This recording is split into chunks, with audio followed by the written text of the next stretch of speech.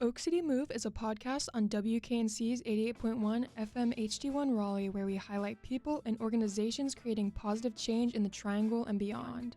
Oak City Move can be heard on air every other Monday on 88.1 FM HD1 Raleigh or online at wknc.org/listen. For episodes and more information, go to our blog at blog.wknc.org or follow us on SoundCloud at WKNC 881.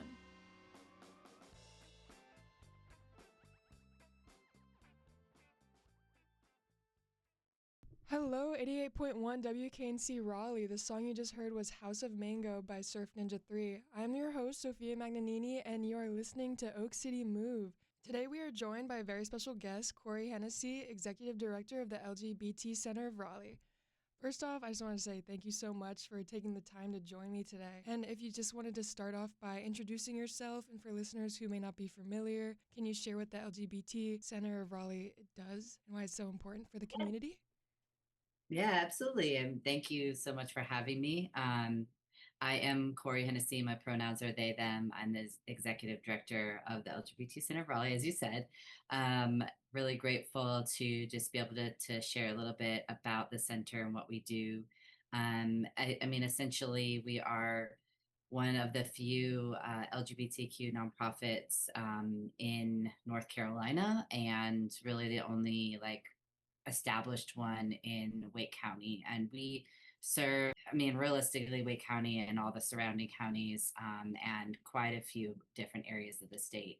We have tons of different programs and services that we do offer LGBTQ plus folks and allies, including, anything from like name change support to case management. We have a free clothing closet.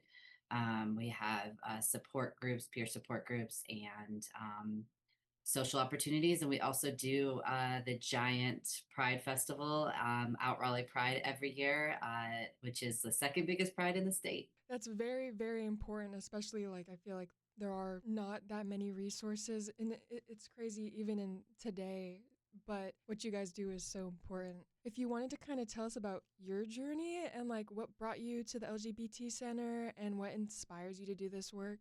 Absolutely. So I have been with the center for over 8 years now. I actually first kind of stepped into the door at the center as a community member, was really needing a lot of support with, my identity journey and needing community and friends and, just whatever. It was all a lot at the time. And I quickly found, just a comforting and affirming space. So I actually started volunteering pretty regularly. And then they had an office manager role that popped up, and I was like, why not?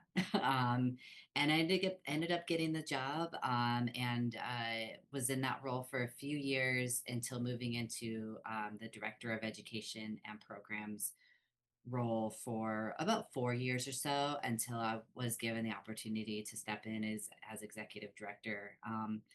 And it's been a little chaotic, but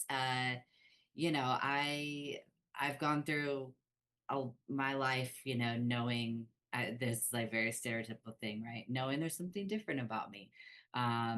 But not really having any resources from my hometown area, which was Northwest Indiana. I really wanted to be a part of this space and being able to do something for folks that I wish I had when I was younger or when I was first coming out. That's awesome. And it's really cool how you've been able, like, started out as a volunteer and you've kind of been in all these different positions and roles. So you've been able to see the different things as the center grows. And could you, as do you, have you seen any instances where it's really evolved, where you looked around and you're like, oh, this has really grown into something amazing? Yeah, I mean, I think that where we are now, there's been so many positive changes, although, the environment around us is a little chaotic right now, and maybe not so friendly towards LGBTQ plus folks. But I, you know, some of the things that we've been able to establish over the last couple of years, I mean, even just we're in a temporary office space right now, and we're going to be moving into our new community center space next month, actually, in September. So I'm very excited about that. And I think that whenever I see all the work that we've done to be able to get to this point of having our own space and like being able to bring a little bit more stability and visibility to the community, I don't know. I just there's so many different aspects to that that like I can truly look at and say like we really are doing something positive and good for the community, and we're continuing to make change and fill gaps and meet the community where it's needed the most, while also remembering that all of us working on all these things are also a part of the community. So there's like just quite a few different things I feel like that have happened that has really just been such a, I don't know, really positive and special part of my life and so many other people's lives. That's great. Because especially the moving and the center is such a safe space. And so it's nice to have your own space physically where everyone can be there and feel safe, feel themselves. Have you seen it? Like, since or you were saying earlier, the climate right now, I feel like there's so much prejudice and hate towards anyone that's different.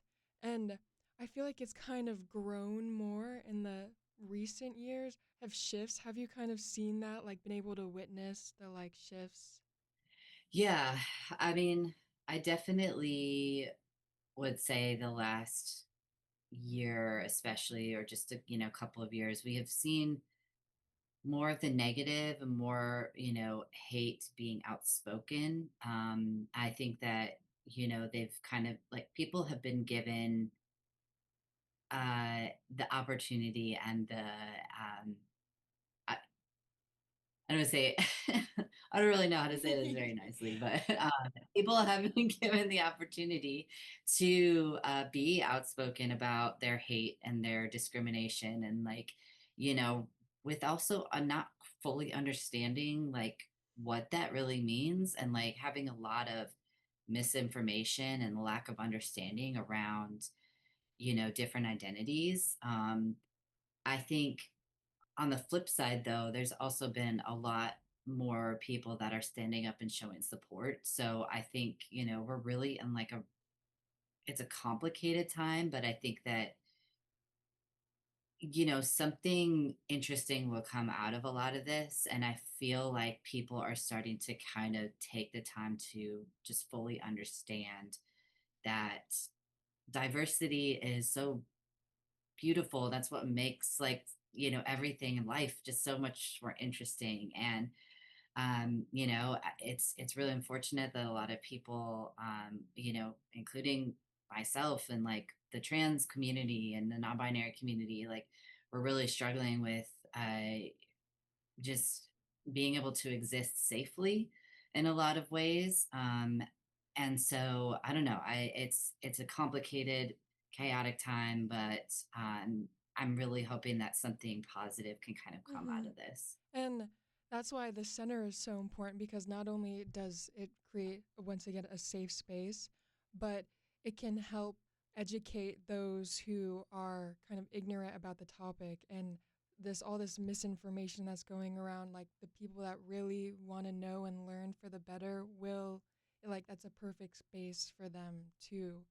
Because it is, I feel like at this time, just a lot of misinformation, just like ignorance about things and lack of empathy and stuff that in the time, Yeah. which is just very scary to see. But like you were saying, I feel like hopefully we are also seeing that the rise up against it where it's like people are speaking out in support and educating Mhm. others, thankfully, because it is tough times right now. Mhm. Oh, absolutely. Mhm. Yeah. Yes. Being executive director, what does that kind of mean for you on a day-to-day level?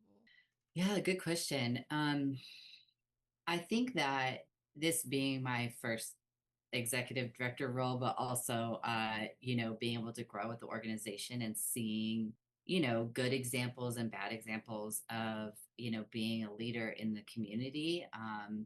I think like to me and day to day, it's really about, continuing to move the mission forward, but also, making sure that I'm listening to folks.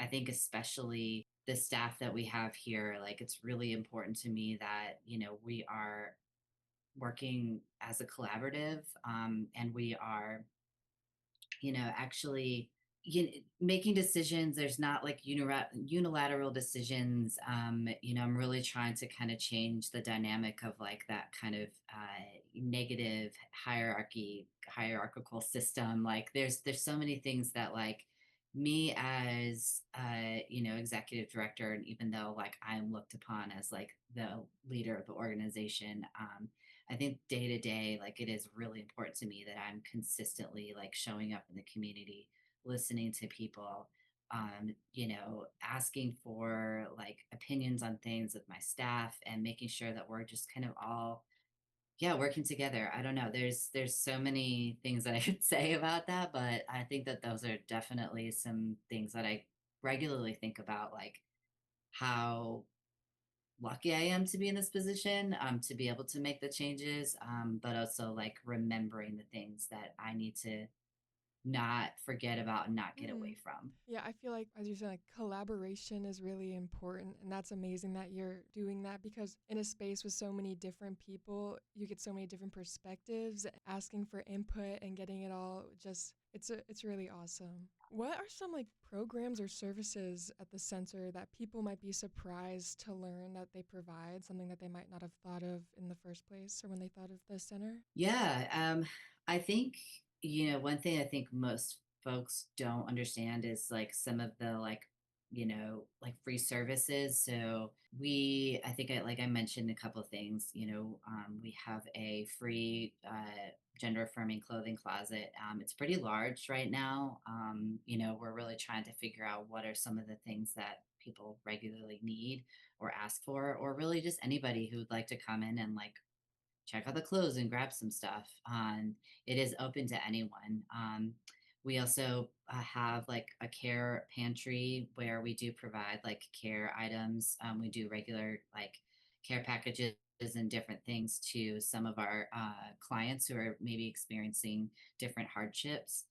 Um, I think one thing that a lot of people actually just don't know that we do is we provide like just guidance and navigation to legal name changes, which is again kind of becoming very complicated with different levels of identification. But we also have the option to be able to cover all of those fees, um, because it is pretty expensive to get your Mm. name changed, and to get different documents. So I don't think most folks really know that that is something we can do, if for say like you can't afford to change your name, but like for safety reasons, it's really important that maybe you go through that process. Um, but yeah, I mean, I think that, and also the connection that we do put on our Pride, like we do put on Out Raleigh Pride every year. Most people don't know that the LGBT Center of Raleigh does it. So it's a big undertaking. But yeah, those are some of the things I think most people don't really know that we do. That's really cool, especially the closet. I did not know about that. I feel like that is very, Yeah, very see. important because it's not only being in something comfortable that makes you feel yourself is just such a good experience. For Pride, how was Pride this year? Was that a lot? It was It was yeah, it is always a lot for sure. The first year that we did 2 days actually, we had a Friday night, like, more kind of local, smaller version, just for adults, and, like, I mean, that was I've heard nothing but positive things. People really enjoyed it.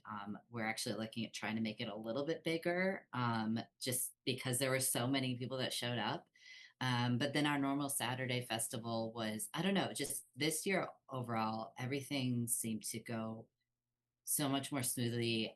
I mean, there's such a positive vibe. Like, they even with the protesters showing up, like yeah, which is like oh, always we get that every year. But it just everything went so well this year. I think it for sure be like by far was our best year yet. That's awesome. I did go with my roommates, and so that was a lot of fun. And it was my Awesome. first ever Pride, and but it was Oh, it was one for the books. So I really yeah, awesome. Oh, that is great to hear. It's always hot, but like, we got to do something in no, June. We are the, exactly. capital city. Hmm, Like, hmm. With forming events as well as just the day to day, what kind of lessons have you learned in this role that you would wish you'd known earlier, or that you'd kind of want to let other people know who might want to be in the same position? it's a lot. It's you're going to be pulled in multiple directions. It is something that I like kind of knew going into it, but fully like just fully understanding like my purpose and my role.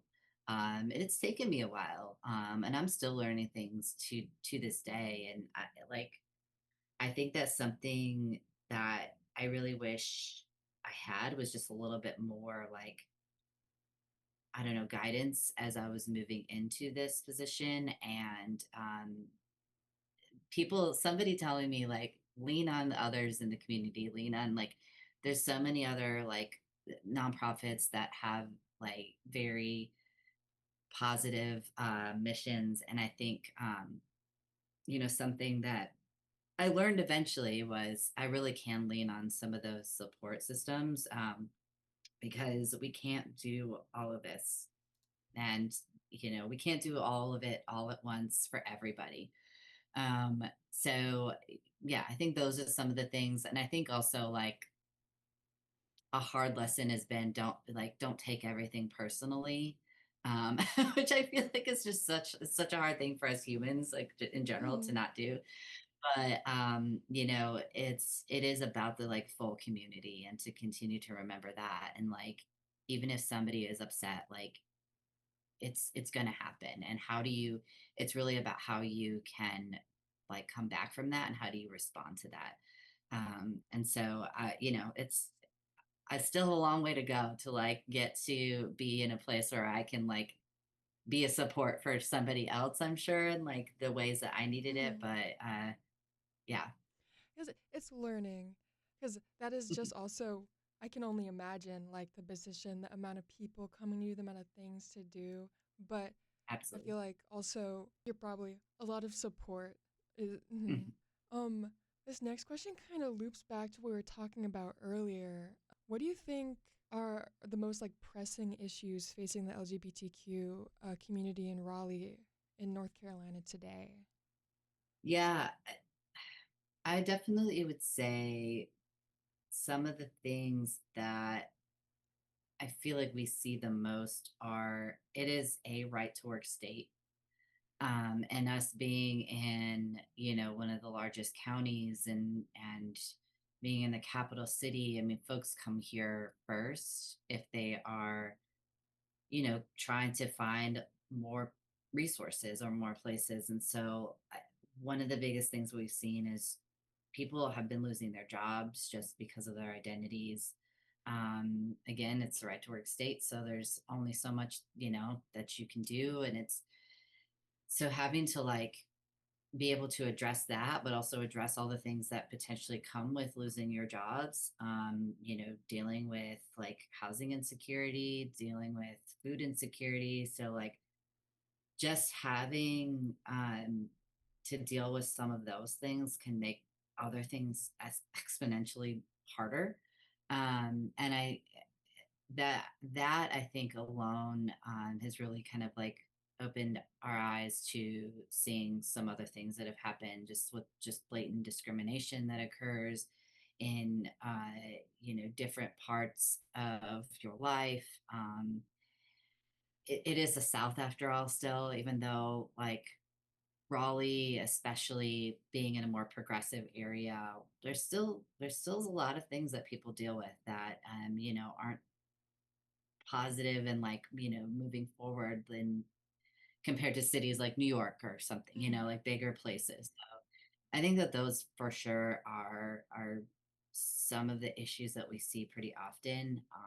Things tend to shift over time and change, but I feel like consistently those are things that we've seen, and continue to have to just help people navigate. Mm-hmm. Which is just terrible having your whole life be affected by just being your true self, and the fact Mhm. that other people cannot understand that and have prejudice and hate towards it is just, I feel like us as a society have kind of almost taken steps back in that area, especially with the current political and just everything that's going on. Mhm. So I can only imagine how tough it is to be the progression in the past couple years and then the regression. But Mhm. once again, it's you, that's why the center is so important, and you guys just do amazing things. For areas outside of Raleigh, does the center do anything to support kind of more like rural areas or like less connected parts of the state, or is it more Raleigh since it is the center of Raleigh? Yeah, no, I mean that is a little we've thought a lot about like maybe rebranding because we don't just serve Mm, Raleigh. We actually have, I mean, especially because we're the like one of the longer standing established LGBTQ centers in this kind of central part of North Carolina.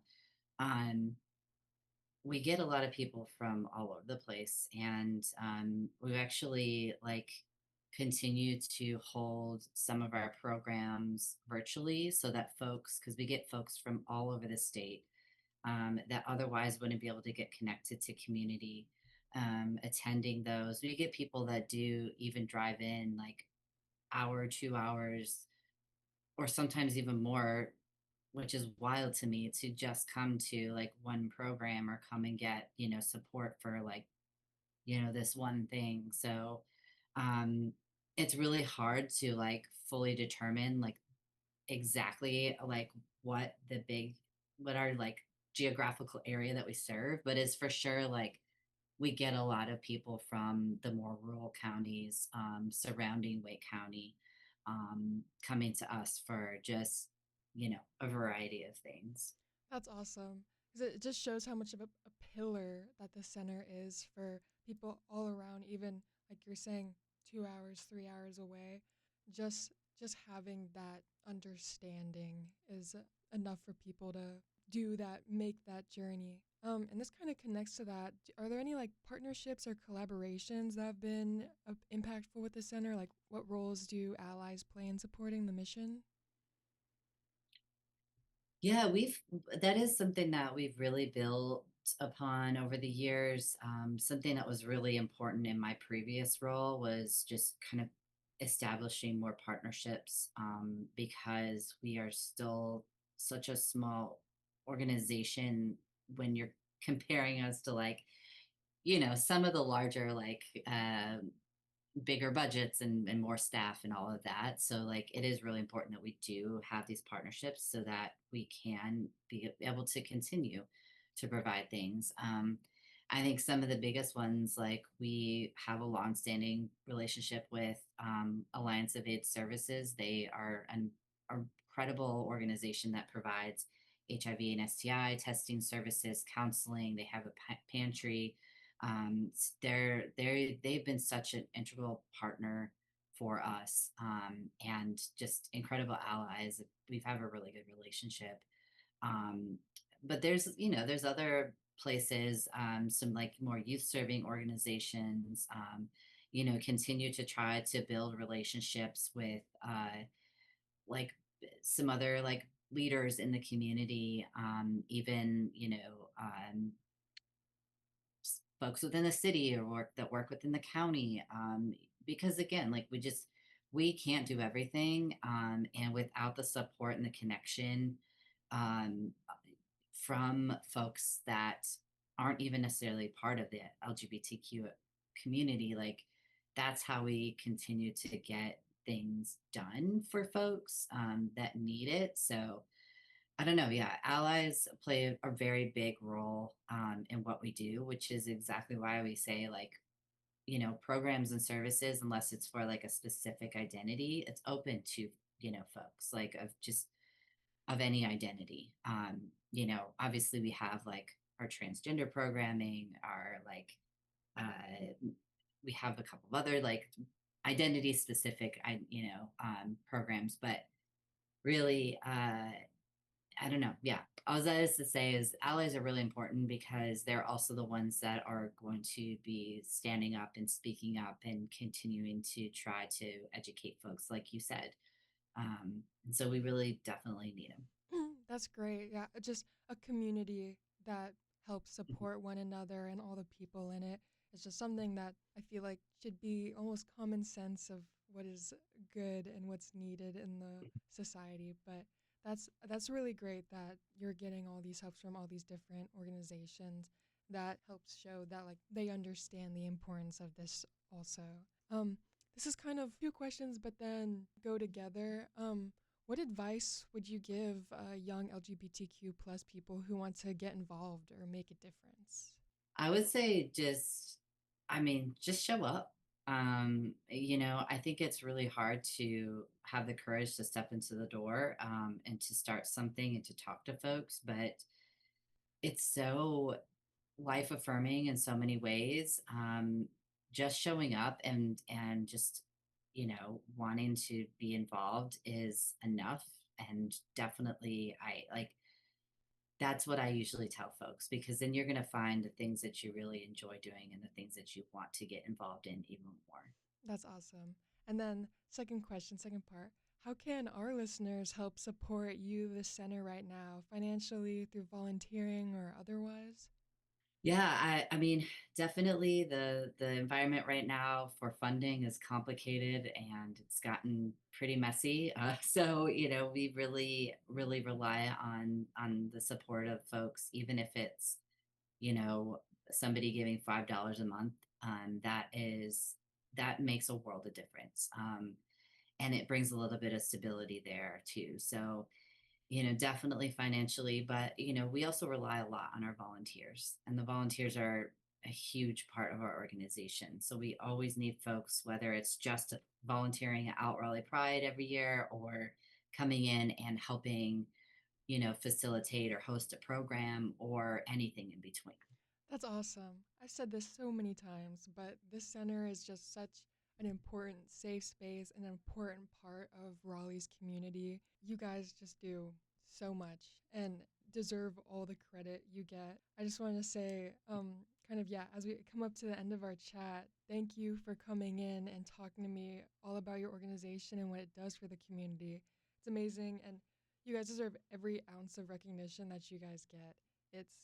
It's something, especially in this climate with how hard it is. I can only imagine the the struggles that it takes, the battles that you like have to pick and choose Yeah. to get through. But at the end of the day, you guys are just on helping people. That's like the main goal, which is what we need today more in society and the community. Yeah, no, absolutely. And I thank you so much for saying all that. I very much appreciate it. And yeah, we're here, we're around, and we're going to be moving soon. So please come and see our new space. We'll be right next to the Lincoln Theater downtown.